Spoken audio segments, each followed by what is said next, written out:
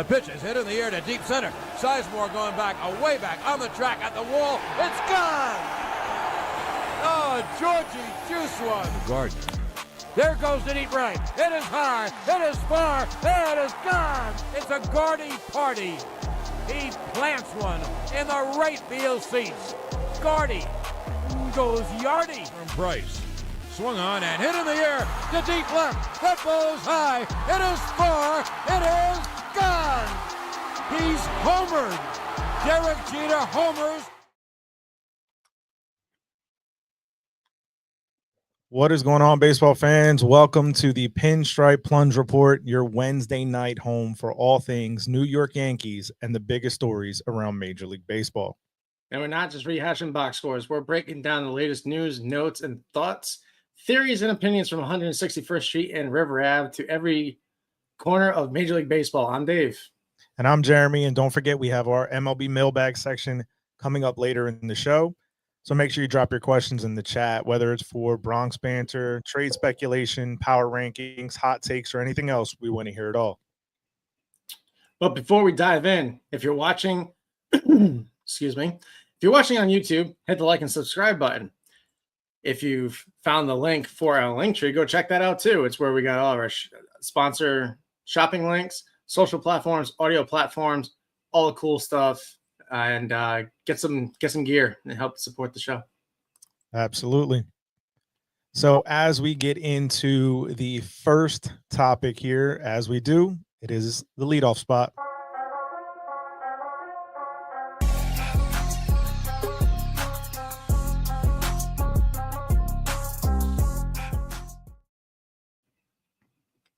Now in today's leadoff spot, we have to discuss the Yankees closer, and that's Devin Williams and his early struggles. So I have his numbers up here real quick, so we'll kind of just run through what his numbers are. For the 2025 campaign, he has an ERA of 9. Obviously, you want as close to 0 as possible.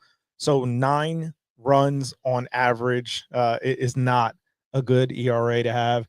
He's got a 19.5% strikeout percentage, which is a decent percentage. But to show you how bad it is, his walk percentage is at 17.1. So he's almost walking as many people as he's striking out. Now, what his FIP is, and for those that may not know, fielding independent pitching is a statistic that is drawn up that allows for pitchers to be quantified by what they control, right? So that is considered strikeouts, walks, and home runs. Devin's FIP is supposed to be 3.65. So if we take into account that there's been some, misplays behind him, and we'll get more into that in a little bit, and just some overall ineffectiveness with the runners that are on base, whether he puts them on or not, his FIP would be much lower than what is currently had as his actual ERA. So, Dave, your thoughts on kind of what's going on with Devin Williams? I definitely sorry guys, my allergies are totally messing with me today. Florida life, it's concerning. I want to like this guy. He was highly talked about in Milwaukee. That being said, it's Milwaukee. It's not New York City. It's not Yankee Stadium. And it's not the Bronx. And that's not a knock on him. Some guys just can't do it. For the longest time, and I go back to even after we won the World Series in 2009, it seems like the Steinbrenner family just took, all-star player named X and insert here and think it would work. It doesn't work that way. It takes a special breed of person to pitch in this climate. And honestly, we're going into May, and our closer, who is thought of as one of the most elite closers in Major League Baseball, cannot get the job done. Yeah, just the context on that, just to kind of piggyback on that point. MLB Network's all these reports of top 10 right now listed Devin Williams as the #1 relief pitcher in the game. Yeah, clearly not the case.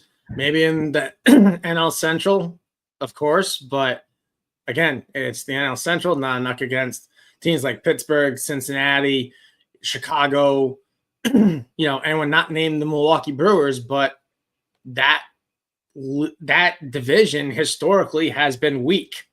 Let's call it for what it is. You know what I'm saying? I'm not saying it's the talent is trash. It's just been historically a weak division for my entire life, for the 38 years I've been alive. But getting back to the point, if this trend continues to happen and he keeps falling apart going into, May, it's time to pull the plug. You cannot let an Aroldis Chapman situation happen. Give it to Luke Weaver. The kid has proven, I say kid, he's 31 years old, but the guy has ice water going through his veins on the biggest stages in the playoffs, nonetheless. And I was a big critic of his. I said, when they signed him to that contract instead of signing Wandy Peralta, I'm like, what the hell are we doing? We're giving a guy that had a cup of coffee here, a couple of spot starts, and a couple of relief appearances, $2 million when we had a left-handed reliever here. I mean, trying to take my personal bias out of it because of how I know him. But, outside of that, it's like Wandy was a proven reliever here. And we're signing this guy who was taken off the scrap heap from the Seattle Mariners, who was thought to have been just completely washed. He spent time in St. Louis, spent time in Cincinnati, then ended up in Seattle, and then ended up here with the Yankees. But when they just threw it at the wall to see if it would stick when Clay Holmes shit the bed, it actually worked. And I was proud the kid proved me wrong. I gladly ate that shit sandwich. But this can't keep going on. There's something between the ears that is just not jiving with this dude. And you can't let this keep happening as we get later and later and later into the season. It's not doing Devin Williams any favors. It's not doing the position players any it's not doing anybody any favors. Yeah. Now, what I will say is in looking at Devin's numbers, right, to kind of play devil's advocate on this one, sure.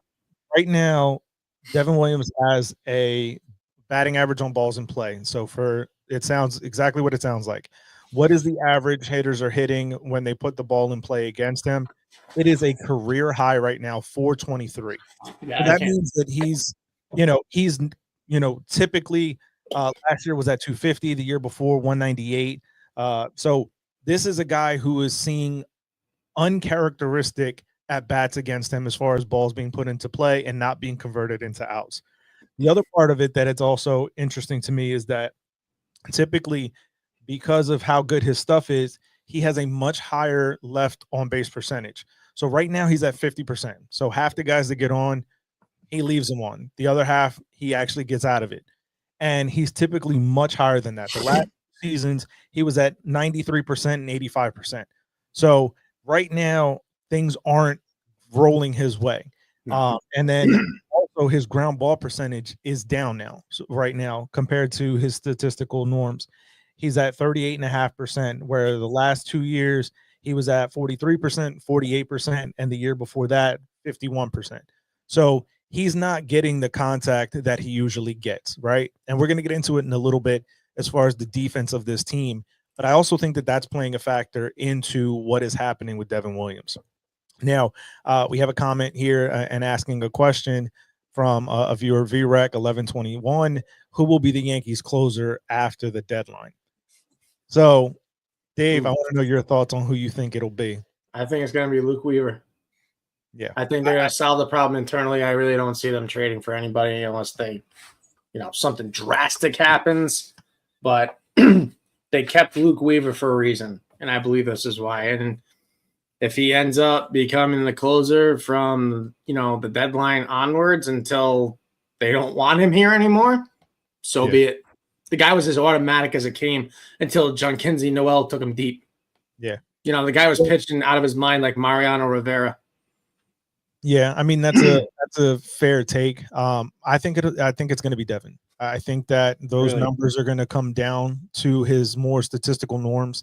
I think that right now we're just seeing a blip, and this is a guy who's going into his walk year. We know that statistically, we've seen guys kind of go through these struggles in their walk year, trying to overperform for a big contract. And it's also the Yankees. We've made mention to it before on this show, and it's been mentioned before from many big league ball players that the pinstripes wear heavy. And I think that for a guy like Devin Williams, that this was, a situation that he's trying to do too much. And I think that, again, to me, batting average on balls in play is a big thing. And to see that be so high over his career norms, because the last time that he had a batting average on balls in play that was over even even 300 was his rookie year, and he only pitched 13 innings that year. So I think that this is a bit of an aberration when it comes to Devin Williams, and I think that we're going to see the right Devin Williams. We're going to see the guy that we know to be a proven lockdown closer as we continue on in the season. Yeah, it's just, in Milwaukee too, they had a roof on the place. I don't know if there's an environmental aspect at play here. There might be, but they only played half of their games at home. So that doesn't. It could be that. It could be nerves. It could be anything. You said the pinstripes were heavy. Prime example of this was Jeff Weaver in 2003. Yep. He was basically the ace of the Detroit Tigers, a Cy Young contender at one point. They sent Ted Lilly out. It was a three-way trade between the A's, the Tigers, and the Yankees. The Yankees got Weaver. The A's got Ted Lilly, which I just hated at the time and proved right because the guy was a fucking stud for the Blue Jays, Dodgers, and Cubs. But, Jeff Weaver couldn't pitch his way out of a wet paper bag when he got here. And we're like, what is this? And it was the way George Steinbrenner saw it was to get younger because you had Messina, Pettit, Clemens, who their combined average age at the time was like 38, 39 years old. Yeah. Jeff Weaver was only 25 when they pulled the trigger on that trade, and it fell apart. They ended up shipping him out to the Dodgers for Scott Proctor and Sam Marsonic. Yeah. So, I also think, a little bit more recently on the position player side, Joey Gallo. Joey Gallo was a guy who was a Gold Glove outfielder, 40 home run potential year in and year out, and couldn't hit, couldn't field, couldn't do anything. But they knew that about him already. They knew who they would trade. Like Brian Cashman was like, he's got a 38% strikeout rate. They're like, yeah, we don't care. He's a left-handed bat. It's like he's got a 180 batting average. So what? He walks a lot. Like, Jesus Christ, what are we doing? Thought that they were going to get more power from him than what was had. So it was a train wreck. Yeah. No, I agree. But when you look at the track record for a guy like Devin Williams, I think that it's a little bit better than what we're seeing right now. So I think it's going to get back to that. Yeah, like I said, don't get me wrong. I'm pulling for the dude to succeed. I don't want to see anybody come here and not succeed. It's aggravating and it's miserable and it's not fun. But at the same time, like as a fan and someone that we do this not for a living per se, but quite often, it's aggravating to talk about. It's not fun. Yeah, for sure. And that'll kind of lead us into the meat of the order with the Bronx beatdown. See ya! See ya! That one's driven deep to left field. There it goes! See ya! Back on the track at the wall. They've done it again. Track, wall, see ya! The bat worked. High fly ball. See ya! A grand slam for Aaron Judge. They keep on doing it. See ya! High fly ball at the wall. See ya! 3 home runs for Aaron Judge.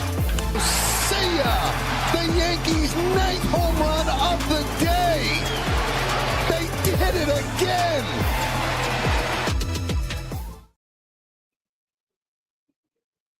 Into kind of the heart of the order for today's episode. I kind of titled this section for our notes here, Max Fried versus everybody. When you look at the starting rotation, sounds about right. That's basically what it's been. Now, just for context, most of this was put together in terms of our notes before Carlos Rodon's impressive start today. Yes. So I do want to give him his flowers for that one. That was a tremendous performance from Rodon. But, in looking at the numbers, Max Fried, and I'm just going to run through some of the numbers from Fangraphs really quick. 5 starts, 31 2/3 innings pitched, 22.7% strikeout rate, a 5.3% walk rate. He's got a left on base percentage of 80.7 ERA of 1.42, and a FIP of 2.90. This guy has been the ace that the Yankees lost in Garrett Cole, and he has been worth every penny thus far for the Yankees. So when we kind of compare that with the other guys in the rotation, and we'll start with Rodon because he's kind of been a mixed bag this year. We've seen some good from him. We've seen some bad.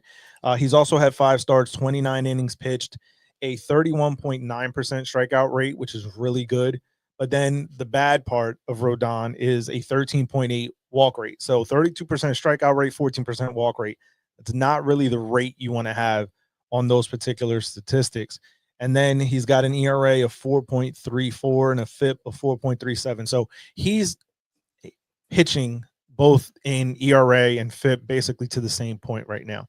And when you look at what a top ERA is, you want to be under 3. You want to be, again, as close to 0 as possible.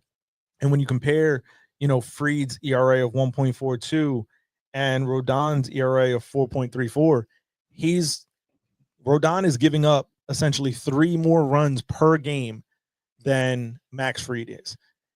This is something that when you construct a team, you want as many dominant arms, pitching out of your starting rotation, workhorses. They're going to put the innings in. They're going to keep the team in the game. What's considered a quality start in Major League Baseball is 6 innings pitched with 3 runs or less. So right now, the Yankees have only one starter that would fit that criteria, and it is Max Fried. Yeah. So just kind of run through real quick some of the other starters. Will Warren's got 5 games pitched, which is pretty impressive, 20.2 innings, a 24% strikeout rate, 11.5% walk rate, ERA of 4.79. Now, his FIP is also trending in the right direction. So as far as what Warren is able to control, his FIP is at a 3.7. So he's got a run more per game than what he really should, given his statistics. Then we have Clark Schmidt that just came back and only got 2 starts under his belt, 9.2 innings of work. He's got an ERA of 5.41 and a FIP of 5.11. So essentially, he's pitching to what his numbers look like. And then we got Carlos Carrasco, 18 innings in 4 starts, a 5.79 ERA and a 5.54 FIP. So essentially, same thing, pitching to his numbers. And then Marcus Stroman had 3 starts, 9 innings of work before being put on the IL with an ERA of 11.57, but a FIP of 6.56. So not exactly where you want it, but not as bad as it looked. So I just kind of want your thoughts, Dave, on what this rotation is and where do you think this rotation actually is going to land at year's end? Well, I can tell you what's going on from the difference between Rodon and Fried. They both have 2 different arm angles. So if you watch Rodon pitch, he has more of a direct overhand approach, where Max Fried is more 3/4-ish. So when you have different arm angles, it creates deception, especially if your stuff dips, dives, and moves like Fried's does. Yeah. Especially coming from the left side, it's really hard to pick up because there are pitches he throws where it looks like it's going to hit somebody and then it darts back over the plate and it freezes guys. Where Rodon, like I said, depending on his release point, it looks flat, it gets hit, and when it gets hit far. I mean, let's be honest, he's been a mixed bag since the day he got here. I mean, he was injured relatively most of his first year. Second year came back with a vengeance and then kind of fell apart in July a little bit and then back up towards the end of the year, especially in the playoffs where he dominated. But Fried's just a different animal, a different left-handed pitcher. He's got, more of an Andy Pettit arm angle than would say Rodon's more like Mike Mussina, almost straight over the top. Yeah. So when you're pitching over the top like that, it's usually easier to pick up than what Fried is dealing with. And where this rotation ends up, it's really anybody's guess. You don't know who's going to be sellers at the deadline, especially with the expanded playoffs, the 2 wild card spots where, teams that, would be expected to be in the basement are now in a wild card contention race, especially if you're in second or third place in your division. So kind of hard to tell where it goes from here. I mean, I think we're good. Do I think this is going to be the way it ends? September 30th when the playoffs start? No. Where it goes from here? I have no idea. It's anybody's guess at this point. I kind of feel the same way. I think that one other thing that I want to point out, and where I feel is the biggest difference from what we're seeing from Fried and Rodon and the others in the rotation, is the pitch amount, right? So Max Fried throws about 7 or 8 different pitches. And one of the big things that's always discussed about during Carlos Rodon's starts is when he has his good fastball and slider combination working, it's basically all he does. He's essentially really just a 2-pitch pitcher. Yeah, that's dangerous. When he's on. And the thing is that especially in this league, the way that, teams, the scouting reports are, the way that, the TrackMan data, the way that the traject machines where these hitters are able to replicate the pitchers that they're going to see in the batting cage before games, during games. And it's like when you can eliminate, let's say he doesn't have his slider that day and he only has his fastball, Rodon is much more easier to hit because of the fact that it's a fastball or a slider. And, if he has to, he has that changeup in the curveball, but they're more show pitches than out pitches. And where with Max Fried, you don't really know what you're getting. He's got the cutter, the curveball, the four-seamer, the sink, the changeup. Like there's so many different angles. And as you said, the 3/4 slot, but you have so much more that you have to worry about as a hitter when you face a guy like Fried than when you're facing off against, these other guys in the Yankee rotation. I think back to Marcus Stroman, right? And while Stroman doesn't have overwhelming stuff, if he was to be able to pinpoint with his command, he'd be able to get outs, right? Because I think back to a guy like Greg Maddux, and obviously we're not comparing Stroman to Maddux, but when there's different strike zone back then too. Well, sure, but I just think about 20 feet wide. I think about the comparison between the velocities, right? Because for the most part, they're very similar. Maddux was low 90s, high 80s with his pitches, could dial it up a couple miles. And we see that same kind of thing from Stroman. But what Maddux always had was pinpoint control. There's a reason why he's called the professor. And we don't see that, right? We don't see a lot of that in today's game. And we were texting about this the other day, the fact that there isn't the focus and the emphasis in all of these pitching labs that are around the game now on control. It is all about velocity. And the thing is that you can time up velocity. I mean, think back to, you mentioned Aroldis earlier in the Devin Williams discussion. Aroldis was throwing 103 miles an hour and still getting lit up because of the fact that velocity can be timed. Whereas if you can control your pitching and you can pinpoint where you want to put your pitch, it's impossible to hit. So I think that that's one of the other aspects of it, is that Max Fried, while he does have good stuff velocity-wise, he also is very good at controlling his pitches and knowing where he wants to place the ball. And most times out of it, he's going to put the ball exactly where he wants it. And I think that that's what we're not seeing from a lot of the Yankee starters in this rotation right now. You're not seeing it in a lot of baseball anywhere. Like, it's true. I know I keep bringing him up, but Kenny Starks and I, we were talking about this about 2 years ago, and he was telling me how we've lost the art of pitching in today's game. No one works on the art of it. It's an art. Mike Mussina did not throw hard. He was dominant because he was a pitcher. It was an art. He was a finesse pitcher, where I'm sure probably younger in his career, he was probably getting up to, high 90s. Yep. But Tanny and I were talking about it a couple of years ago. He's like, guys don't know. Some of these guys don't know where their pitches are going. They just chuck it and throw it. It's like, oh, yeah, I can, triple digits. And he'd be like, well, do you know where it's going? And it's like, well, it doesn't matter. And it's like, well, actually, kind of it does. Like, you gotta know where it's going, or else you're gonna bean somebody in the head. Yep. Yeah. I think about CeCe. It sucks. CC starting his career was known as a power thrower, a flamethrower. Oh, absolutely. And, later in his career, he didn't have the velocity. He had to figure out how to pitch. And, I think back to that, I think to one of CC's teammates in Cleveland, Cliff Lee. This was a guy that was pinpoint control. I mean, he was able to do some amazing things and wasn't a guy that was known for a high velocity. I hated facing him. Yeah. Oh, every time Cliff Lee was on the mound, I was like, fuck, well, we lost this one for sure. Until the World Series came along and, finally got our revenge. So there's that. Yeah.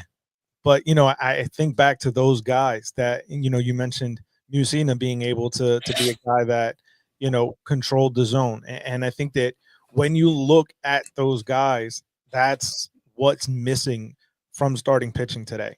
Beyond the fact of pitch counts and this, that, and the third. The other day, Dan O'Dowd on MLB Network had said that essentially getting away from pitch counts was going to be the only way to basically revive the starting pitcher. And I couldn't. It's going to take a lot more than that. Yeah, but I think if you take away pitch counts and you go out there and you have a guy not worry about, all right, once I get to 100, they're going to come get me. And you go out there and you go out to get your outs. You go out there to try to work yourself into complete games. The art of the complete game is all but lost in this sport right now. I think back to a couple years ago when Sandy Alcantara from the Marlins won the Cy Young in 22. He had 6 complete games, I think it was. That was the most. Mm-hmm. We would have, back in the day, 6 complete games by the beginning of May. For real. And they wouldn't start until the middle of April. You know what I mean? So the art of pitching, as you said, has been lost. And I think that for this sport to get back to prominence, it is built on the marquee names of the starting pitcher. Most of the time when you go to select your tickets, you're like, what's the pitching matchup? And now it's not that. And, obviously the advancements of bullpens and all the searching and trying to build up velocities is all well and good. But if you lose the starter, what do you really have? And I think that that's, for me, the biggest difference in watching Max Fried starts compared to everybody else in our rotation right now. Yeah, you got to think, like, after Garrett, Max, and Verlander retire, we probably will never see another complete game. Yeah. And, they won't. Yeah, pitch counts. Yeah, there's a science behind it for sure. But when you're going out there throwing full bore in the first inning, like, I've actually have sat there and watched games. And if a guy doesn't get out of the first inning by the time he throws at a minimum 10, 11 pitches, he won't make it past the 4th inning. And almost every single time I have said that to myself in my head, it happens. Like, you could tell Luis Severino, prime example. If he was throwing more than 11 pitches in the first inning, it was a bad game. You just knew if he was getting through the first inning, 8 to 9 pitches, okay, he'll probably go 7 or 8. Anything 11, 12, he wouldn't make it past the 5th. Yep. Yeah, I mean, you've brought it up a couple of times in the late 90s starts with Pettit that they were, and Leiter in the 2000 World Series, where they both had 100 and almost 60 pitches. 155 and 137 by the 7th inning. Exactly. So on top of throwing a bullpen to warm up, on top of warm-up pitch. So these guys were throwing nearly 300 pitches a game. Exactly. Really, if you think about it. And we don't see that now. And I'm, afraid for our sport that we're not going to see it again, because of all of this max effort on every pitch. Think about, you mentioned Verlander a moment ago. Verlander wouldn't start hitting 100 until the 7th inning in most of his starts as a a pitcher coming up with the Tigers. This was a guy who saved the most that he had for his arm, for his throws, for his pitches until later in the game. I think back to something I heard from Curt Schilling. Now, obviously, persona non grata when it comes to Yankee fans, but one thing that he said that stuck with me was if he was going right on his start day, the first time through the order, it would only be a fastball and a splitter. He would not throw a breaking ball or a changeup until the second or third time through the order. Clemens was the same way.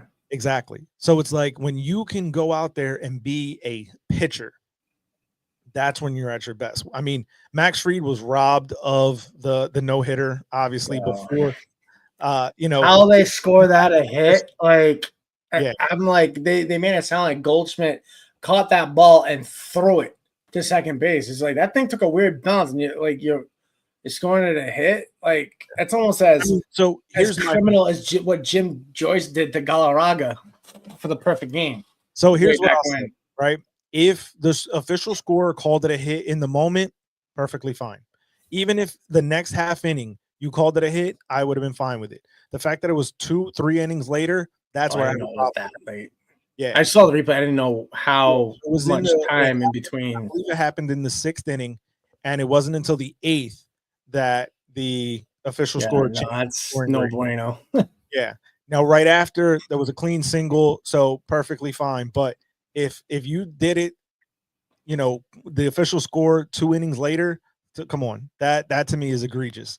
But seeing that, we saw a pitcher that was working at his craft, where the rest of the starting rotation right now for the Yankees, we're not seeing that.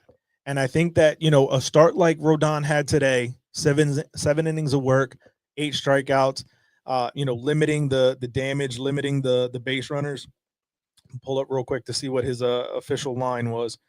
So Rodon had 7 innings of work, 4 hits, 1 run unearned, 2 walks, and 8 Ks. When Rodon's not walking a ton of guys, he's on point. And hopefully this can be a building block for the rest of the season. Yeah. Now, the next portion of this particular section, and something I alluded to earlier, was the sloppy defense that we've seen from the Yankees lately. While the errors may not have been completely piling up over these past couple of series, they were not very well played games. There was a lot of opportunities the Yankees had to get out of innings without causing further damage. And there's just been, sloppy plays. I think about some throws from Cabrera today in the game. Bellinger misplayed a ball in center. For teams to be successful, we've always heard it's built on pitching and defense. And for the Yankees to be successful, that is what it's going to take this year. And that's kind of where the title for this particular episode, faulty foundations, poor pitching, and disappearing defense plagues the Yankees. That's what we saw happen to them in this Cleveland series. We saw them be outmatched by a team that plays fundamental baseball. So I want to run through the numbers, kind of recapping the last 2 series, right? So versus the Tampa Bay Rays, the Yankees went 3-1 in that 4-game series. They scored 19 runs offensively, 35 hits, 3 errors, 37 strikeouts, 5 stolen bases, 18 walks, 16 strikeouts, and 27 men left on base. And in terms of runners in scoring position, the Yankees were 10 for 37, which is a 270 batting average. On the pitching side of things, in that series against Tampa, they had 13 runs scored against them. 12 were earned, 28 hits, 2 home runs, 16 walks, and 29 strikeouts. Now, when you compare that to the Cleveland series, when they won 1 out of 2 games in the 3-game set, they had 11 runs scored, so less runs, 27 hits, so they had less hits, 2 errors. They had 35 strikeouts. Now, mind you, 37 strikeouts across 4 games against the Rays, 35-3 against the Guardians. 3 stolen bases, 11 RBIs, 15 walks. They left 27 men on base again. So back-to-back series with leaving 27 men on base in the series. And then in this series against Cleveland, they were 6 for 29 with runners in scoring position. So only a 207 batting average. So when you see the way that they play against these 2 teams, right? Cleveland is a team that is consistently in the postseason hunt. This is a team that I believe is very well managed by Stephen Vogt, and they do all the little things. It was constantly mentioned during the broadcast during this series about how Cleveland does the little things. They're a pesky team. They battle, they grind. And, in comparison to the Rays games, where, I think that there's a lot of youth and inexperience on the Rays team right now, and they're kind of going through their own growing pains. And obviously playing in an unfamiliar situation, playing in a spring training park, you see the difference. And it's kind of alarming for me watching the way that the two series kind of played out in back-to-back scenarios. And I wanted to get your thoughts on how you view this team right now in comparison to one that does the little things in the Guardians. So with respect to the Rays playing in an unfamiliar situation, it's not like they haven't played there before. They play there in spring training. I don't want to hear it. Like, that's just not a shot at you saying it's a BS excuse, but if that's what they're using as an excuse as to why they're trash this year, I don't want to hear it. It's not like you haven't played there before. Shut up and play baseball. When you talk about inexperience, they got inexperience combined with two of their top pitchers recovering from injury. Yeah. In McClanahan and Shane Baz. We've seen what those guys are like when they're fully healthy and they're damn near unhittable. Yeah, good stuff. I think if they could stay healthy, they'd probably be the same as, if not a smidge better than the 1-2 punch of Zito and Hudson or Zito and Mulder. Take a pick there with the early day Oakland A's. That's a bold take. I mean, I said what I said. Come fight me. And those three guys, Zito, Hudson, and Mulder. I mean, those out of like all the non-Yankee players, those three guys, I would drop everything and watch the three of them pitch. Yeah. Just because what blew my mind with Zito is how he could throw that huge arcing curveball and have it land for a strike and no one would swing at it. It's like, how does this guy do this?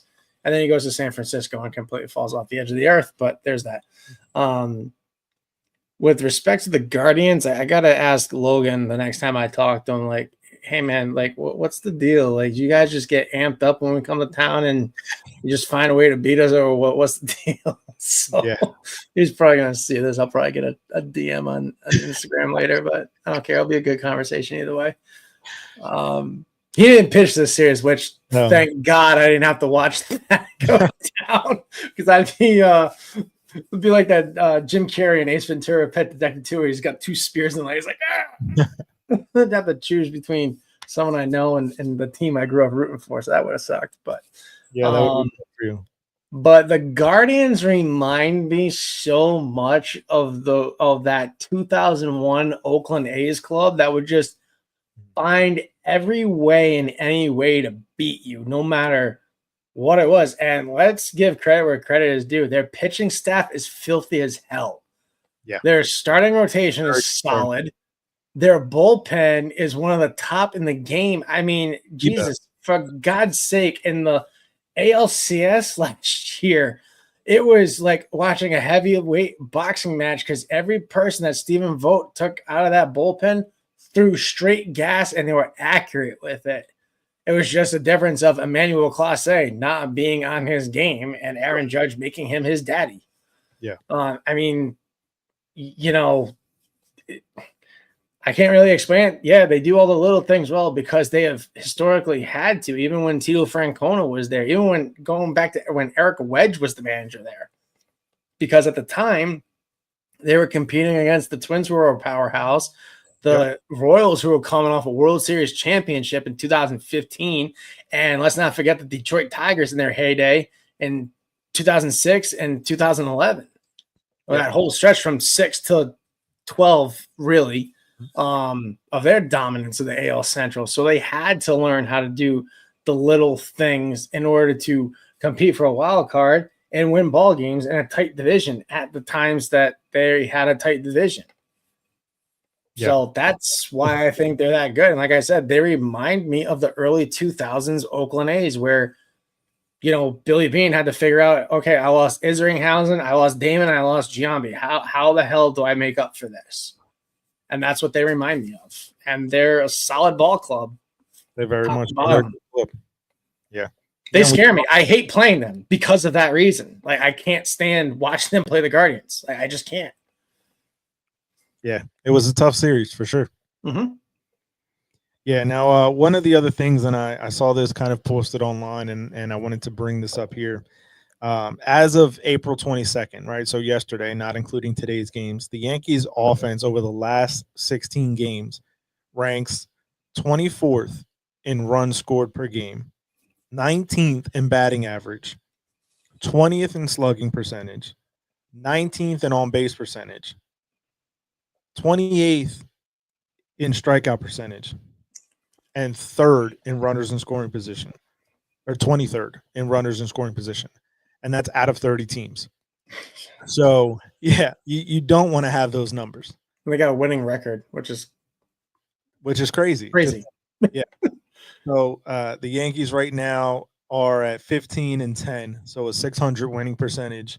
And as of right now, at the time of this live stream, have a 1-game lead over the Boston Red Sox. What did I tell you this offseason, man? Don't sleep on Boston. They're going to be good. Everybody thought I was crazy. I'm telling you, man, do not. They were playing with piss and vinegar in their veins last year because of what the front office said about them when they were trying to compete for a wild card, when they didn't upgrade the deadline. And I told people this offseason, don't sleep on that. You don't know what you're talking about. Okay, watch. Yeah. Why? The one thing you don't do is piss off the Red Sox. And history has proven that. You know, I hate to bring it up. 2004, prime example. Oh, you guys are washed. Yeah, watch this. Mm-hmm. You just don't kick a hornet's nest, man, when it's not jiving. You just don't. Yep. So. All right. Swung on that. There it goes. Deep left. It is high. It is far. It is gone. It's a Judgian blast. Now the pitch is swung on. A high fly to deep right center. It's gone. Derek Jeter hit one over the Modell sign in right center. All rise. Here comes El Capitani. Homers. You know what's crazy when I ever see clips of Jeter? It's like, how has he been out of the game 11 years already? That's crazy. That is absolutely crazy. It doesn't even feel like it.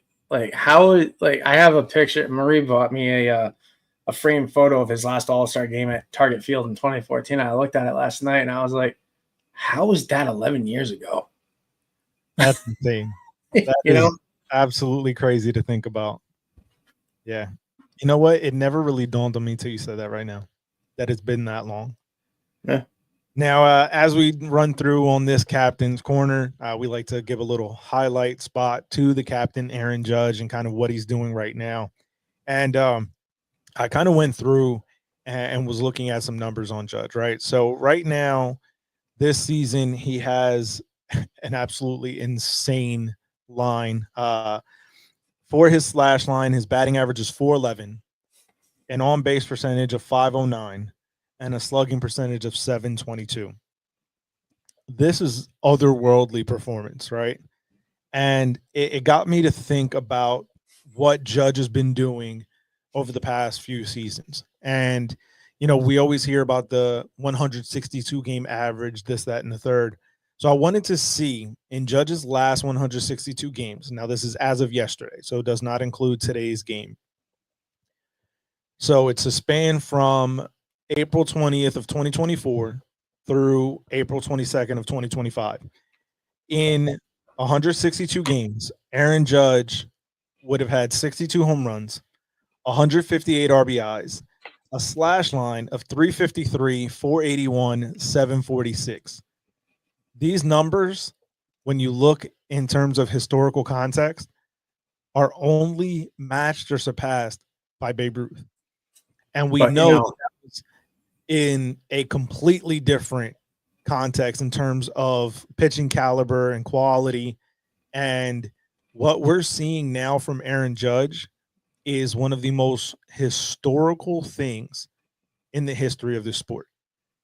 Even Barry Bonds' numbers from 2001 are the closest thing that we have to compare it. And obviously, you know, Bonds has the home run side of things, but when you look at the batting average side, when you look at the RBIs, Judge has the advantage in those. And it's absolutely insane to me to think that only Babe Ruth, who was obviously hitting in a much different era, where pitching was not as fierce, is not as dominant. There wasn't anywhere near the velocities that Aaron Judge is having to face. Mound was closer too. Right. But you also think about the fact that Judge is likely not seeing the same pitcher more than twice in any given game, right? At best, if the pitcher's doing incredible, he'll see him a third time. Babe Ruth was seeing guys 3 and 4 times a night and obviously being able to then time up those pitches. They're not seeing the velocity, the pitch mix that we're now seeing from guys. I mean, they have entire pitching laboratories that are designed to help pitchers design pitches to get guys out. I mean, think about Paul Skeens and his splinker. That pitch. I don't know how the hell you even throw that thing. No idea. Like you hold like a changeup and split your fingers over it. Like that's the only thing I can think of that you do. And yeah, so it's like it's wild to me to think about what Judge is doing in terms of baseball history, and to see that that's the company that he's keeping. Babe Ruth and Barry Bonds. It is insane for us to be witnessing this, and I think sometimes as Yankee fans we take it for granted. You know, a couple weeks ago or last week, I believe it was, you know, they were talking about the fact that Aaron Judge had gone 10 games without a home run. And that was like the longest stretch of his career. It's insane to think about the fact that you have guys that go 10 years without a home run in the big leagues, and Judge going 10 games is newsworthy. You got some guys that don't even hit 10 home runs a year. So, exactly. Or 10 in a career. But getting back to what you were saying about the only comparison being Babe Ruth, but, you know, everyone bow down to Shohei and make him the, you know, when he was in the American League, well, Shohei has to be the MVP every year because he pitches. It's like, stop, shut up. Exactly. Like, go away. Yep. I found that to be incredibly, like, insane to look at those numbers and compare them to, you know, the historical context of similar production, and that's the only company that he's keeping right now. Is, you know, somebody that if you mention the name Babe Ruth or Barry Bonds, no matter if they're a sports fan or not, they're going to know who those guys are. And Judges in that. You would hope. Sure. Yeah. You know, you say Babe Ruth to some people and like, you mean the candy bar? It's like, get away from me. Go away. Go watch soccer. Yeah. So as we do in this section as well, we kind of take back a little bit of trip down memory lane and look at what Derek Jeter, Don Mattingly, and Thurman Munson did on this day, April 23rd.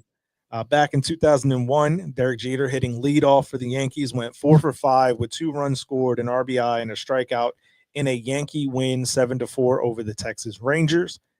Don Mattingly, back in 1994, batting third, went 1 for 4. With 2 runs scored, 2 RBIs, a walk, and a home run in a Yankee win 8-6 over the Oakland Athletics. And in 1973, Thurman Munson was batting 8th, and he went 2 for 3 with a double and an intentional walk in a Yankee win 5-2 over the Milwaukee Brewers. I just wonder who was batting in front of him. Well, I'm pretty sure that was early in his career, so he wasn't yet Probably. Thurman Munson that we know as his rookie year was in 70, so. Yeah, I'm kind of curious now to see what that lineup looks like.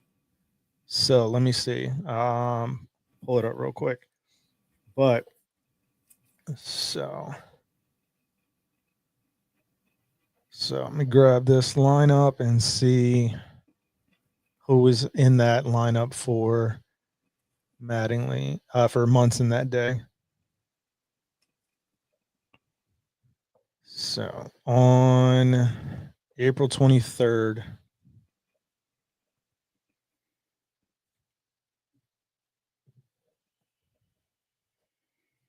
all right, April 23rd of, what did I say? 73. So the Yankees were playing the Brewers. And who were in the American League at that time, by the way, for those that are watching that don't know. So it was one of 3 games on that day. So in that Yankee lineup, if this will load for me today.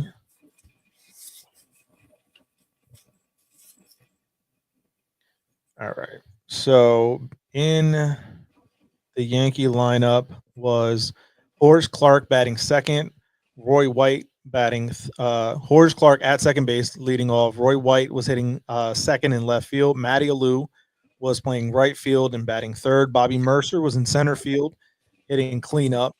Greg Nettles was hitting fifth at third base. Jim Ray Hart was the DH, batting sixth. Ron Bloomberg at first base was batting seventh.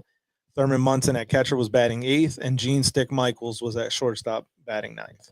So that was the lineup that day. I mean, it was still a pretty stacked lineup. So, yeah. And I thought Ron was a DH his whole career. I didn't know he played first too. Mm-hmm. You want to talk about another massive human being? That guy. I met him in 2017. At my friend of mine went to the Yankees fantasy camp that year, and I got to go for the friends and family weekend. I got to meet Ron, Mickey Rivers, and Jesse Barfield, a bunch of others, and just a massive guy. I was like, damn. Had a good career. Yeah, he did. First DH in all of baseball. Those of you that don't know. Yeah, so Bloomberg for his career had a 293 batting average, 360 on base, 473 slugging, had an OPS plus of 140, so 100 is league average, and put up 52 home runs and 224 RBIs. Actually, I have his 1978 baseball card. Played for the White Sox. Yeah. In 78. So, and it's pronounced Blomberg, by the way, my friend. All right. So as we move into the roll call. Can we get the roll call started? Aaron Judge! Aaron Judge! Yankee baseball! Yankee baseball! Listen, before we start this, if anybody is watching this and you have not had the opportunity to go see a game in Section 203 with the Bleacher Creatures, please do. Tell Mark Chaplin that I sent you. Know him very well.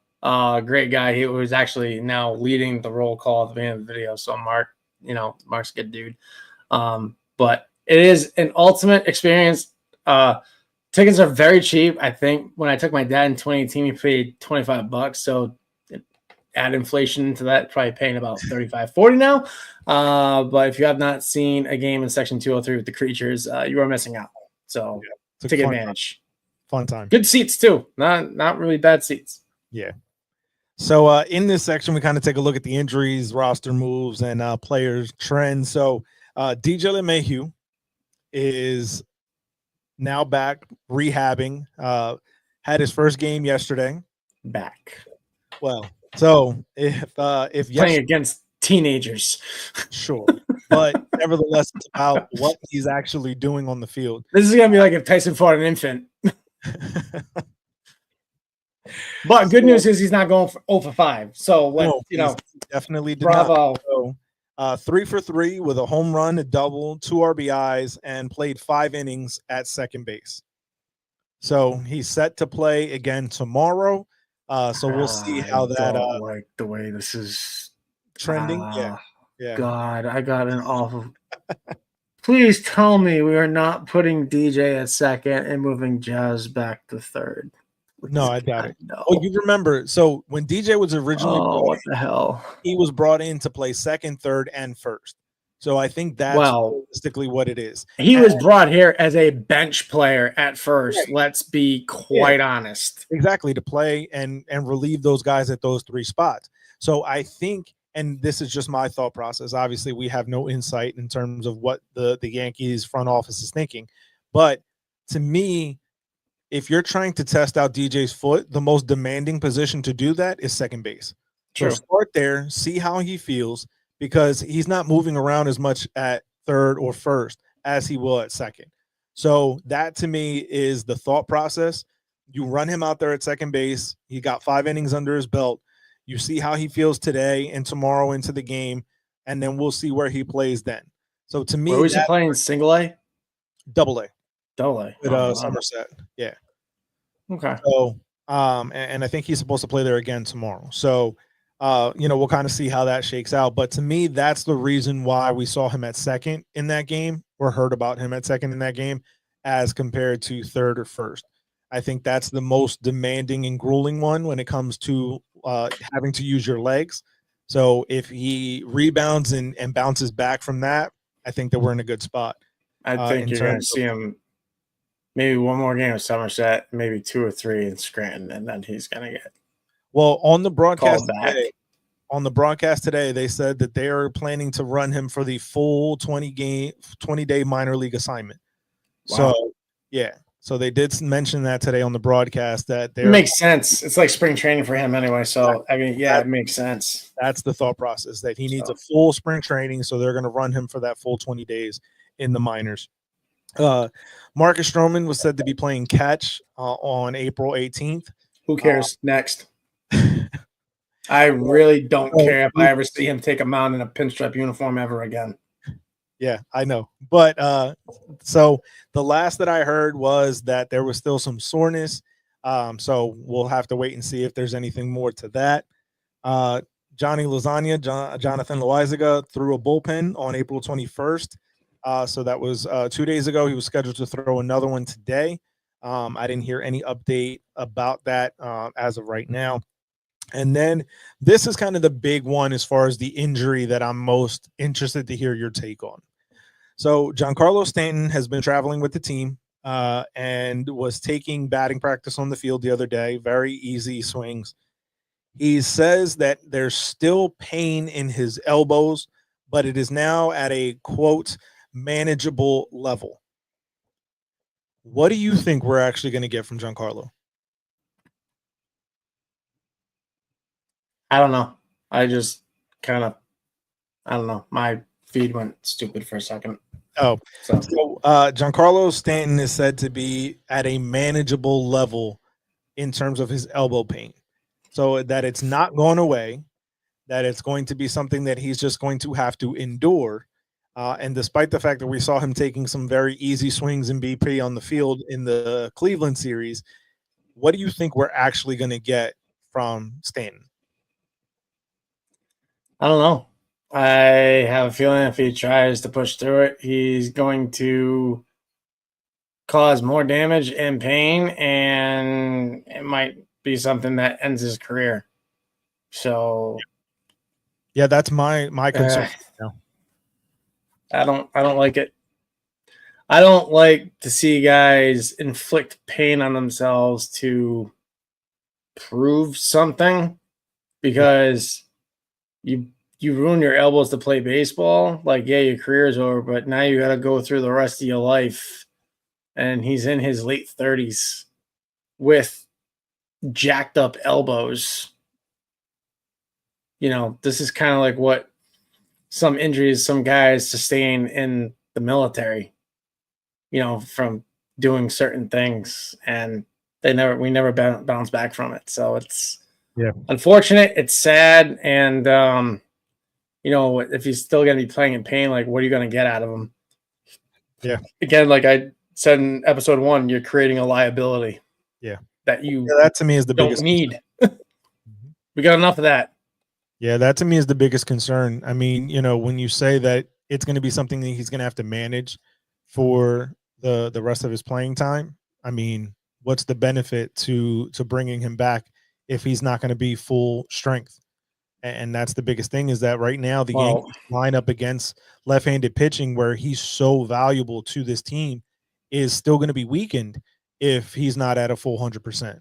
Well, look at it this way. You kind of have to bring him back. He's under contract. He's a major league veteran. I'm sure there's probably rules and regulations in place where a guy making the amount of money he's making, you can't hide him in the minor leagues. He's out of minor league options.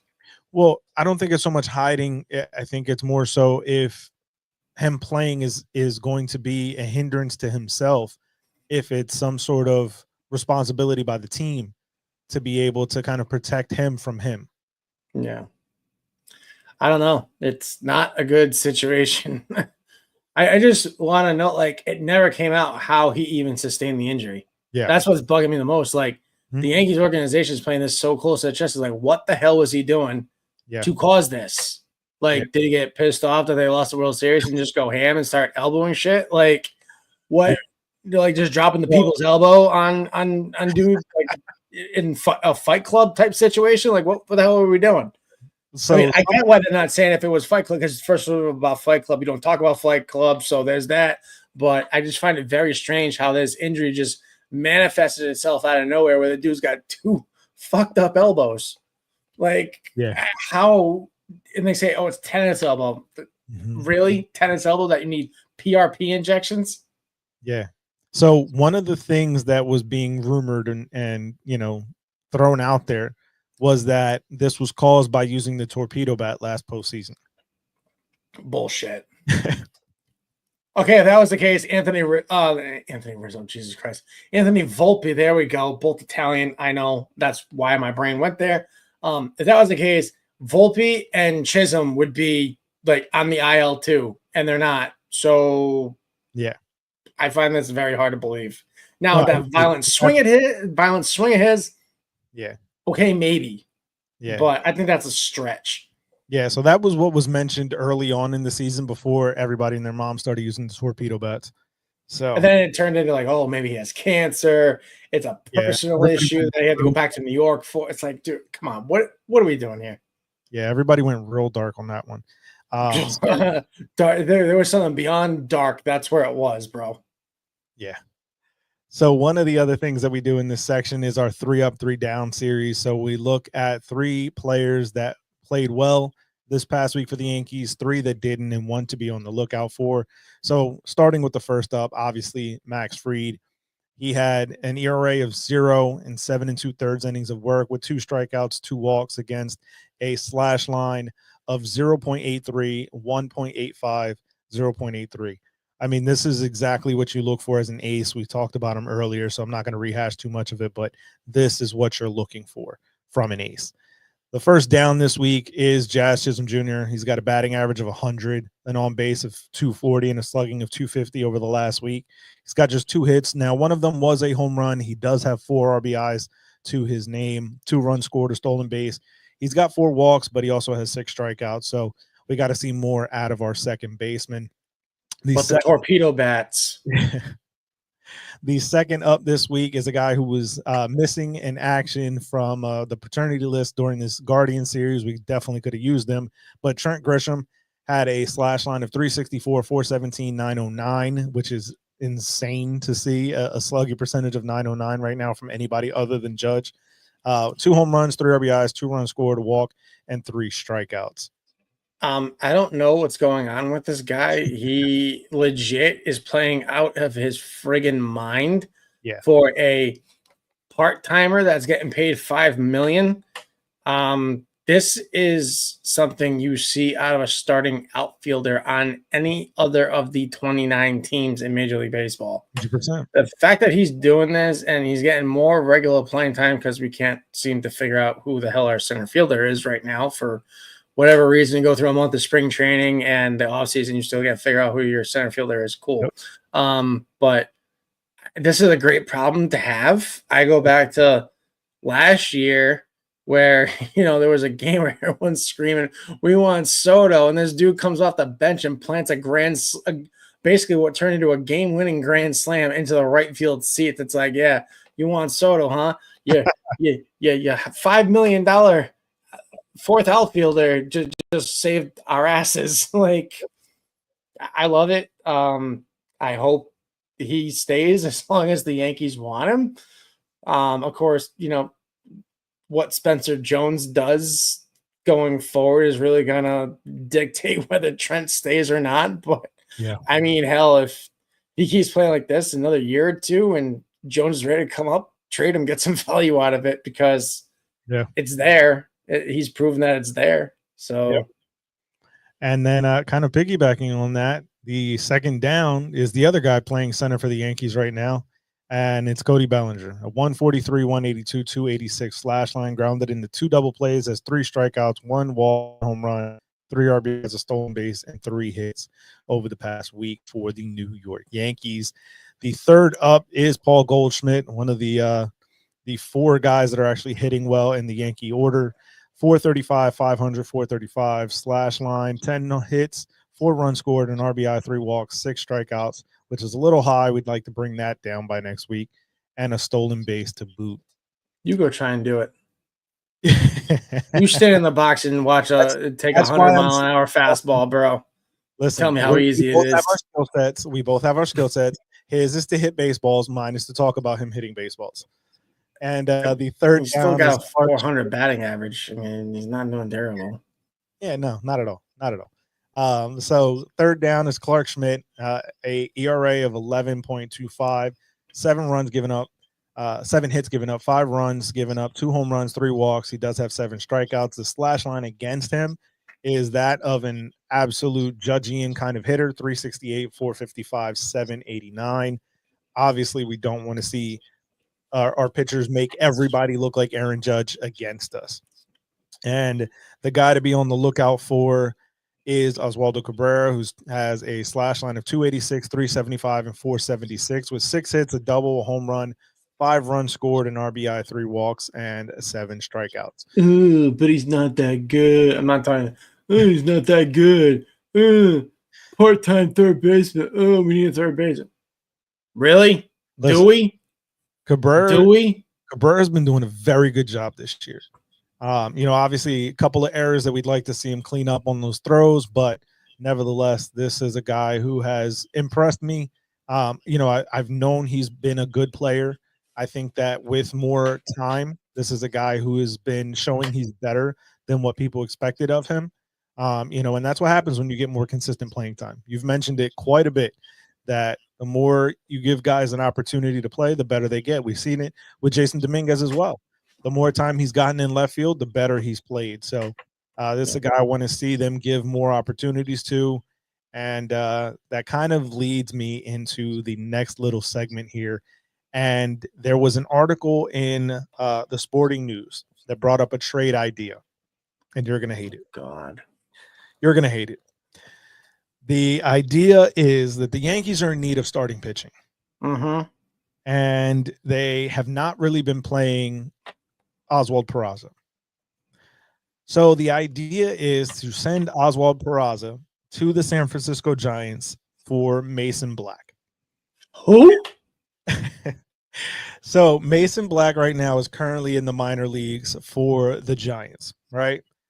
So I'm going to read you his numbers from this year. So this year, through 12 innings of work in 2 starts, 3 games overall for the Giants AAA team, he has given up an ERA of 3. Okay. He's struck out 19 in 12 innings of work, walked just 6, given up 1 home run, given up 4 earned runs. That was so far this year. Now, this was a young man that only pitched 36 innings last year for the Giants with the Major League squad. And in those 36 and a third innings, he had an ERA of 6.44. So 26 earned runs, given up 15 walks, 31 strikeouts in 36 innings last year. Overall, when you look at his minor league seasons and the 1 major league season, he has an ERA of 3.57 across across 560 innings in both the major and minor leagues, an ERA of 3.57. So not the worst thing in the world. If he were to pitch to that same kind of thing, he would end up being the second best starter for the Yankees right now, given the way their rotation has been so far this year. But we have not seen that on the major league level. So because I'm sure Buster Posey is just going to be jumping at this trade idea. For sure. I'm sure this is what keeps him up at night. For context, though, Peraza so far has had just 10 games, 24 plate appearances, 23 at-bats. He has a slash line of 217, 250, 435. So for his career across 4 seasons with the Yankees, now this is a guy that, just like we just talked about with Cabrera, has not been given any sort of semblance of an opportunity. I got some stuff to say about this, but keep going. So across 4 years with the Yankees, a total of 255 at bats. This is the guy who has a slash line of 216, 293, 325. 5 home runs, 20 RBIs with 70 strikeouts and 21 walks. So an OPS plus, which is again 100 is league average. Through his 4 years, Oswald Peraza has an OPS plus of 72. So okay, let's not forget something, that this kid has been on a fucking yo-yo since IKF was here. For those of you that don't know, the Yankees front office in their infinite wisdom decided to execute a trade with the Minnesota Twins that sent Gary Sanchez to Minnesota for IKF, who got literally traded to the Twins for like 24 hours. And we take on the dumpster fire of Josh Donaldson and his ridiculous money that he was owed just because we wanted to get rid of Gary Sanchez. And then they go, oh, damn, IKF can't play shortstop. Weird. He was a better third baseman, but let's stick him in left field. Right? What's the worst that could possibly happen? Oh, wait, Oswald Peraza was actually the better option at shortstop. Holy shit, we were wrong about this. Oh, hey, Anthony Volpe in the Swan Song story about how he was a Jeter fan and from New Jersey and grew up a Yankees fan. Sorry, Oswald, take a seat. We're going to give it to our first-round draft pick that had a cup of coffee at AAA. This is ridiculous. This is not this kid's fault. They have screwed him royally over the last 4 years. He's literally played a combined, if you really add everything together, he's literally played like 2.5 seasons at the major league level because of this ridiculousness that, we don't have a position for him. Yeah, you do. Yeah, not even. So across his 4 major league seasons that he has had a cup of coffee in, 84 games in total. Yeah, that's not even a full season. Not even half a season. Yeah. Basically. Well, a little over half season because the All-Star game's at the 82 game mark. Yeah. Give or take. But getting back to my point, what should have happened, but, we don't have a time machine to go back and be a fly on the wall, should have been Peraza at short, and they should have jettisoned Glaber a while ago and put Volpe at second base. That should have been your infield. DJ, Peraza, Volpe, and Rizzo. But for whatever reason, they pulled the trigger early on Volpe. Yeah. This is not a slam at Volpe. I'll above average. Okay. Shortstop at this point until he does something cataclysmic that proves me wrong. He's still having defensive issues at shortstop 3 years in, which is making me very nervous, even though he won a Gold Glove, not taking that away from him. But everything I've seen lately, it's like, why are we like, you see him miss stuff that normally he wouldn't miss. So I feel like I feel like recently he's taking some of his offensive woes out to the field with him. Probably, yeah. So that's what I'm saying. Recently, not historically, but recently, it's just he's making mental mistakes, whatever. But in the case of Peraza, it's like if they would just let this kid play. He tore it up in the minor leagues at AA and AAA, especially last year at Scranton. It's like, why? Even at the trade deadline, I am shocked they weren't able to package him with something for somebody. Yeah. They almost had a trade done with the Marlins a couple of seasons ago. This and Sandy here, but they decided to get cute with it. And they're like, oh yeah, you got to take Aaron Hicks too. And they were like, no, we're not doing it. Because it was going to be Glaber and Peraza for Sandy Alcantara. And they're like, oh wait, yeah, you got to take our trash too. And they're like, no, bye. Nice. Kim Ng was like, yeah, nice talking to you. Bye. Click. But yeah, Peraza's a great player, and I would love to see him get his due. But until you can make a decision if you're keeping Jazz long term, if you're keeping Cabrera long term, there is no place for him to play, and it's a disservice to him and his ability as a baseball player. And it is absolutely aggravating to watch because when he is given opportunity, we saw in the playoffs back in 2019. No, 22. Sorry. He mashes. Yeah. Absolutely mashes the ball when he's playing consistently. And it's like, how do you expect someone to perform if they're getting, 23 at bats? And we're now almost 30 games in? He's only played in 10? What are we doing? Yeah. So across his minor league seasons, which is 535 games, 2,383 plate appearances, 2,105 at bats.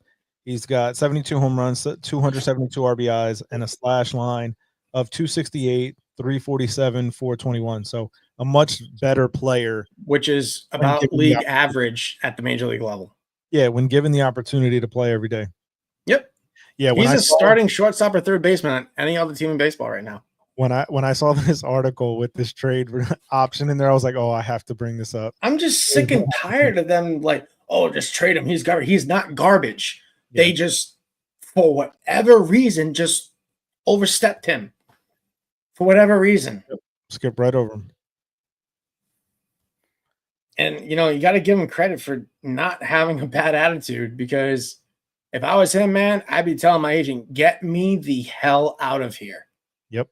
Straight up. Easily. All right, so we're going to take it around the horn. Ground ball. Alex Rodriguez steps on second. Go to second for one. On to first. It's the around the horn triple play.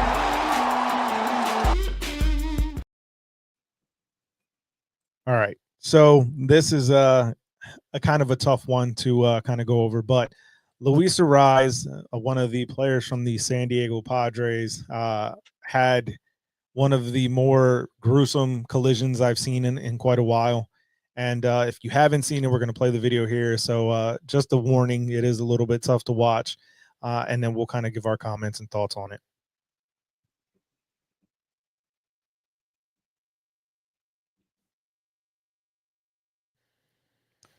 So as you can see there, this was very tough to watch, seeing him kind of get completely knocked out. He was stretchered off the field. The latest reports were that as they took him in the ambulance to the hospital there in Houston, he was alert, responsive, able to move his extremities, those fingers and toes, all that. So, positive news there. He was placed on the 7-day concussion IL. So Dave, when you see things like this, it always reminds me of, slow pitch softball where they have the safety bag. Is that something that you think we could see in Major League Baseball? Yes, but I don't want it. Why? Just leaves the game alone. Like, you're not going to have an injury-free sport. Baseball, yeah, it's limited contact. I mean, shit, I remember back to when you could take out the second baseman. How many times has Knobloch been drilled at second base? Or hell, you even go back further. Willie Randolph. Oh my goodness. I mean, you see guys run out of the baseline and basically tackle dudes in the center field back in the 70s. So, and watching catchers like Posey, Mauer, Piazza, Osmus all take savage hits, blocking the bag and blocking home plate and just get back up like nothing happened. You're never going to have a truly safe sport. They've tried to do it with football. They've tried to do it with basketball. They're like soccer players that don't kick a ball into a goal. They just flop around all over the place like the butterflies they are, for lack of a better term. But watching it doesn't look that bad. It looks like he just ran straight into dude's elbow and got knocked out. I mean, when I see that, I think back to I think it was 2003 or 2004 postseason with the Oakland Athletics and the Boston Red Sox, where Damian Jackson, who was playing short or second for the Red Sox, collided with Johnny Damon in the outfield, and Johnny Damon was alert in a way, gave the thumbs up to the crowd, and he said he doesn't even remember how he got to the hospital because he was just gone. He was knocked out, but responsive. Yeah. you know, you look at Rizzo's collision with Tatis Jr. a couple of years ago. It didn't look bad, but somehow it took them 3 months to diagnose that he had a concussion because he couldn't see a baseball. Crazy. So, I mean, don't even get me started on that. We'll be here all night.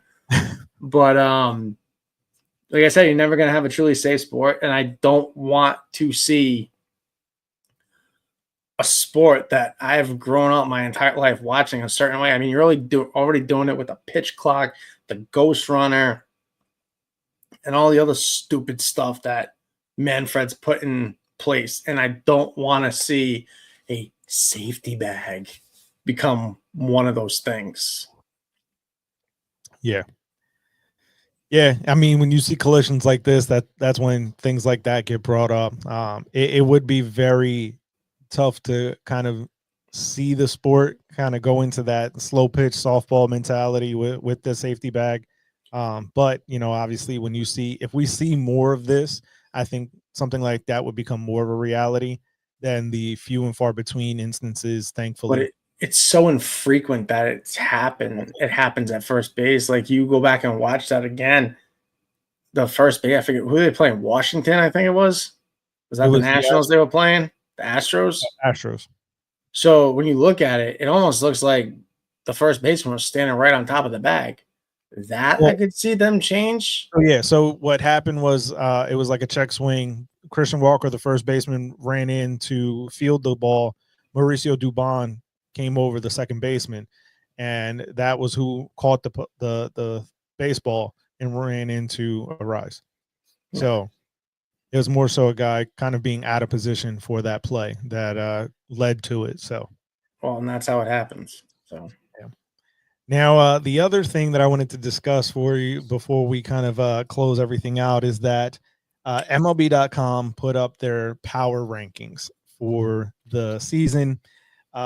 And it was on Sunday, this past Sunday, April 20th, that they put out these rankings. So we're going to run through the top 10 real quick, and I want to know your thoughts on the order and if you have any gripes with the way that they place the order here. So at number 10, where's it at here? At number 10 on the list. Of course, my computer wants to slow down right now. All right. At number 10 is the Texas Rangers. At number 9 is the Arizona Diamondbacks. 8, the Detroit Tigers. 7, the San Francisco Giants. Number 6 is the Yankees. 5 is the Phillies. 4 is the Chicago Cubs. 3 is the New York Mets. 2 is the San Diego Padres. And 1 is the Los Angeles Dodgers. So those are the top 10. Okay, full disclosure, I'm a hardcore baseball fan, but I don't do power rankings. I don't even know how the hell they even work, to be quite honest with you. Yeah. Nor do I care. I think it's garbage. I don't even know how they calculate this thing. I mean, there is bias because of the Dodgers signing everybody and their mother to include maybe LeBron James and Jimmy Butler at this point. Jury's still out. But I don't really put much stock into it because I don't believe in it. So, full disclosure. I know people that watch this like, oh, Dave sucks. Well, Dave doesn't really care about. Congratulations, you're ranked 1 through 10 based on how you played in the week, and I highly doubt that the Chicago Cubs right now are playing better baseball than the New York Yankees overall. So overall, the Yankees are at 15-10 and plus 31 in the run differential column. The Cubs are at 15-10 and plus 42 in the run differential column. So they have been the better scoring team for now in all of baseball right now. So realistically, if we're looking at it, they probably should be ranked higher. So I'm okay with the way that they have that set up. I think that it is biased on the Dodgers, even though the fact that for me, the Padres have been the better team in that division. And it shows right now at 17-8 with plus 29 in the run differential column. Dodgers are 16-8, so half a game worse, but only plus 9 in the run differential column. So for me, the Padres have kind of been the better squad in terms of that National League West division, but to me, that's a nasty division to play in right now. Yeah. All right. So we're about to walk it off. Jeter hits it into right. Back at the wall. Game over. Three as Boone hits it to deep left. That might send the Yankees to the World Series. Boone, a hero in Game 7. 2. Swung on and hit in the air to deep left field. That ball is high. It is far. It is gone. It's a game-winning walk-off 3-run home run by Aaron Judge. That one's drilled to left field. Is it high enough? See ya! A walk-off grand slam, and the Yankees win. Judge hit 60, and the Yankees win in walk-off fashion. Quick funny story about this. So after Byung-Hun Kim blew those 2 games in New York against the Yankees, I remember I was a sophomore in high school when the Red Sox traded Shea Hillenbrand to the Diamondbacks to get Kim to be their closer, if you will. And I remember everyone was like, "Oh, we just got one of the best closers in the game." I'm like, you clearly didn't watch the World Series back in October, did you? Like, that guy is who you traded your, at the time, franchise third baseman for. Congratulations. But then he met his demise because he got pissed off because he blew a couple of games and the crowd at Fenway booed him when they had their home opener, and he gave the one finger salute to the whole crowd, and no one ever heard or saw from him ever again after that. So yeah, kind of funny there. Yeah. So as we close out, any kind of closing thoughts, Dave? Can we just get back on track and win games? I get it. You played, you almost had a sweep if it wasn't for, someone being blind, calling a home run a foul ball. We didn't even talk about that, which was that was pretty egregious.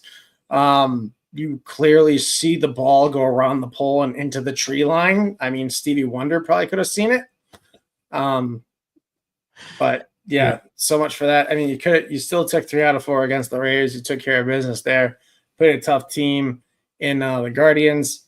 I think Clark Schmidt was brought back way too damn early. I probably would have given him at least 2 more starts in AAA before bringing him up. But you had an issue where someone got a knee injury after sustaining an ERA of 225 in 2/3 of an inning. So I'm guessing that knee injury must have been a blanket party in the clubhouse, which we may or may not know about. I'm speculating, but I find it very interesting how someone does that. And all of a sudden, I have a knee injury. So you fell? Air quotes around that. I'm just talking shit. I really have no intel. Yeah. So I mean, my closing thoughts, you kind of touched on the fact that we saw Aaron Judge clearly hit a home run. They went to replay, and to me, it was absolutely obvious that was a home run. It's part of the downfall, I think, of playing in a minor league ballpark is that you don't have the benefit of the upper decks to kind of help balance out the replay, to be able to see things. But to me, that one was clear. It was in the. They don't miss it in spring training. Yeah, I mean, but it was there. It was clearly, you could see it, in the fairgrounds of the view right into the trees. Like that to me should have been a home run. And it's going to be something that if Aaron Judge is at the end of the year approaching, his record for the American League home run title, or Bonds' record for the major league title of the single season home run king, and it comes down to missing it by 1, that to me is going to be the egregious turn, because of the fact that this was not overturned and ruled as a home run when it clearly was. Yeah. It's almost to me is as bad as the home run, quote unquote, that Shohei Ohtani hit in Japan. That fan was clearly reaching over, and that should not have been a home run. So to me, both of those were completely egregious and things that should have been corrected. But we'll have to wait and see it at season's end where Judge's total is, because if he hits 80 like I predicted, it won't matter. But if he's at 72 or tied with Bonds at 73, and that could have been the one that gave him the record. To me, that's going to be something where it's obviously cannot be fixed or adjusted at this point, but that to me was absolutely nonsensical call. And Major League Baseball, if they're going to use replay, which I'm a very big fan of, they need to get it right. And to me, they did not get it right on that. Somebody was clearly drinking on the job that day. So we want to thank you guys for joining us this week on the Pinstripe Plunge Report, a product and a show here on the Baseball Banter broadcast. As we close out, when we do each and every single week, we want to have you guys make sure you hit the like and subscribe button as well as the bell here on YouTube, because it does allow you to know each and every time we drop new content here, bringing you new content every single week. As always, and we mentioned it at the top of the show, we have our Linktree link in the description below that has all the pertinence to our merch store, sponsor links, social platforms, as well as our audio platforms.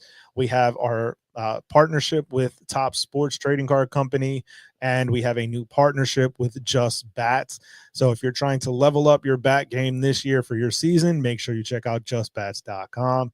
You can do so right through our link in our link tree in the description below. And make sure you hit our merchandise store and support the channel by purchasing some merch. Thank you guys for joining us. Make sure you check us out here next week live on the Pinstripe Plunge Report next Wednesday at 8. For Dave, I'm Jeremy, and we'll catch you guys next week. Peace.